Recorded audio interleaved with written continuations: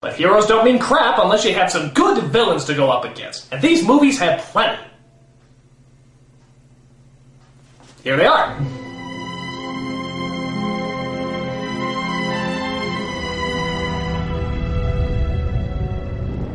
Again, from a casting point of view, you could have gotten a better pick than Christopher Lee for Saruman. He looked the part, acted the part, but most of all, he sounded the part. Sauron's forces are already moving.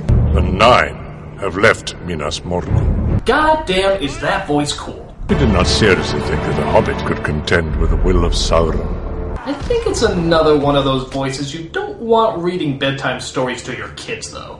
Once upon a time, there were 3 bears. 3 innocent, sweet, unsuspecting bears. The one in the Bashki film is okay, but you don't see much of him. Where is the ring, Gandalf? Would you rather see the Dark Lord have it, or Saruman of many colors? No, please, don't flash me! Something I never understood in the Bashki film, though, is for some reason they stopped pronouncing the S and simply call him Arrowman. Why? Is the S suddenly a bad word? Only because Aruman is kind. It should have been his friend Aruman. How long since Aruman? Saruman! Saruman, you idiot! It's pronounced Saruman! The S isn't silent! Also, how come Gandalf can never figure out that Saruman's gonna be a bad guy? I mean, do these look like the homes of any decent people you know? Your love of the halfling's leaf has clearly slowed your mind. Oh, stop hushing my buzz!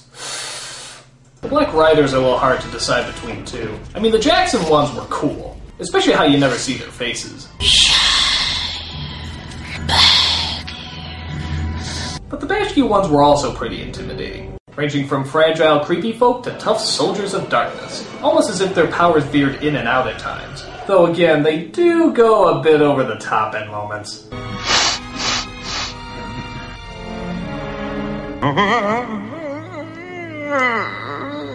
Oh,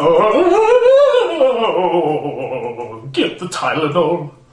Also in the Jackson version, I thought the way they looked when you put the ring on was a little goofy. In fact, I never liked the way things looked when you put the ring on. It's like a 3rd grader went nuts with the smudge tool on Photoshop.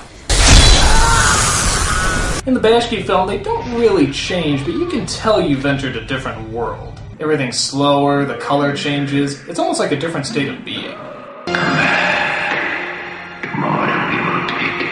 But for me, the big deciding point is the Lord of Darkness himself, Sauron. And, believe it or not, I actually like the Bashki one better. Simply because you never see him. The most we get is a guy in a Viking hat, which isn't very intimidating. But everything else is kept a mystery. You never see him, but you can always feel his presence simply by the way people talk about him. Under the power of Sauron, the Dark Lord of Mordor. Look at the scene with the eye in the fountain. You can't even tell that it is an eye, but the fear that fills everybody is still present. Do not touch the water. He is looking for you. The door is closed. If your quest fails, then nothing can stand against him and we are defenseless. Now let's look at the Jackson film. It's just too overblown. The eye looks more like a lizard's eye, which indicates Sauron is more of a monster than he is a man. And even his costume seems over the top. There's just nothing subtle about him. When I think of the Lord of Darkness, I think of something sneaky, conniving, and quiet. Not loud, bombastic, and in your face. I always saw Sauron as a plotter, someone who's waiting to strike in the shadows. Where this guy seems like the Hulk's metal pincushion. Sauron smash! Oh, sword mean! Sauron have explosive diarrhea! Sauron go boom! So, like I said before, tough call, but seeing how less is usually more, I have to go with the Bashki film. Because let's face it, no one can bring the dread and feelings of doom than the guy who directed Cool World. Point goes to Bashki. Oh, hooray! Shut up! Well, that's all fine and good, but how can they beat the shit out of each other? Here's the best action scenes.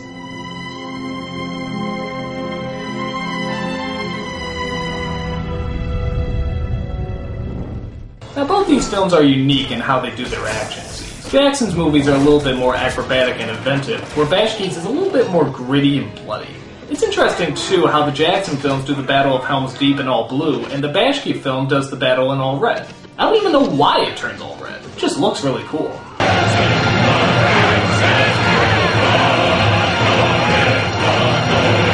In another flip-flop, where the Bashki film has little build-up but a lot of payoff, the Jackson film has a lot of build-up but little payoff.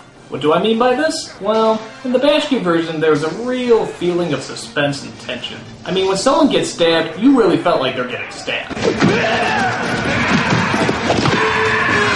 In the Jackson one, they tempt death just a few too many times. I mean, they literally jump into the middle of an army of orcs, not once, not twice, but 3 times! And not once do they ever get a scratch on them.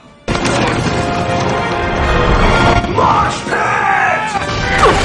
I guess I shouldn't defend the Bashki film too much, though. I mean, look when they fire the arrows. The numbnuts don't even move! I'm far too proud to be searching for cover. I like this place. There is good rock here. Good rock that we won't be taking the least bit advantage of. Message for you, that. Now, of course, The Return of the King has some of the best action scenes ever, but since Bashki never made it that far, I really don't count it. But still, the action in the Jackson films really are better. They're more flashy, more creative, and more energized. I would have liked to have seen it a little bit more grisly and realistic, but then again, it is a fantasy, so I guess anything goes. Point goes to Jackson. Then you know nothing.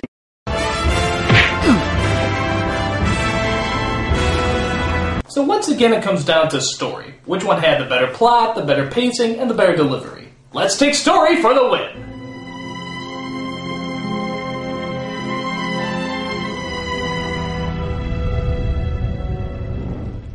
It is interesting how both Bashki and Jackson end their films at the exact same point. They win the Battle of Helm's Deep, and Gollum leads Sam and Frodo to Shelob. Even though in the book, Helm's Deep is in the middle and they already met up with Shelob. He could let her do it. She might help, yes. And again, the Jackson film has the advantage that it has 2 films to explain the story, and where Bashki only has 1. Because of this, the Bashki film suffers. Characters can't be fleshed out like they should, and some characters just disappear altogether. Arwen never makes an appearance, and Eowyn I don't even think ever gets a line. She just stands there. My sister-daughter, Eowyn, my only loyal kin, since her brother has disobeyed my commands. Unfortunately, she's a mute. But the Jackson film at times seems a bit rushed, too. Like, I never did enjoy the editing in the first film. It seemed way too fragmented. Half the Shire's been invited. Regrettably. He's up to something. Alright then, keep your secrets. I like talking in sentences without any pauses, don't you? Yes, I do. I like it a lot indeed. Haha! And to Bashki's credit, for all the scenes he had to cut, the scenes it does keep in are often very quiet and usually allow for a lot of atmosphere. Which I think in a lot of ways is closer to the books. Take for example when Gimli finds out the dwarves in the mines of Moria have all been destroyed. Here's the Jackson version. Here lies Balin. It's as I feared. And now here's the Bashki version. Yesterday, Balin, lord of Moria, fell. An orc shot him from behind a stone. He doesn't scream, he doesn't yell, he just slowly walks away to be by himself. That's a lot more powerful. But to be fair, Jackson's film has a lot of powerful scenes too, many of which weren't even focused on that much in the book. Like Arwen's debate about choosing immortal life is really looked into and analyzed. You will linger on in darkness and in doubt. There's even a few subtle scenes as well. Like in the Bashki film, Frodo makes a big speech about how they probably never get back. I reckon we got enough left to see us to this Mount Doom. But after that, I don't know. Oh, Sam, friend of friends. After that, if the ring goes into the fire and we're at hand, after that, dear Sam, just to get there. Just to get there.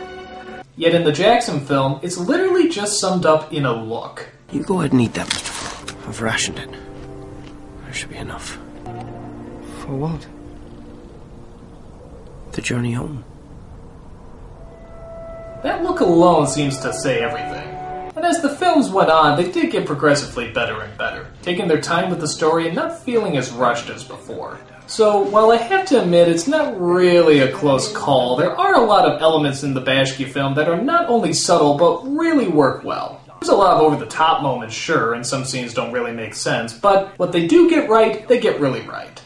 So, even though this is probably a surprise to no one, the film that really is better is the Peter Jackson versions, the superior movies.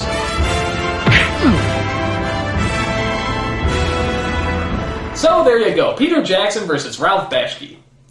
But I do feel bad I'm not able to compare Return of the King to anything. Oh, wait a minute! The Wrecking Bass version! That's right, they did Return of the King! Well, I'll just compare those two then. There's a way. There's a way.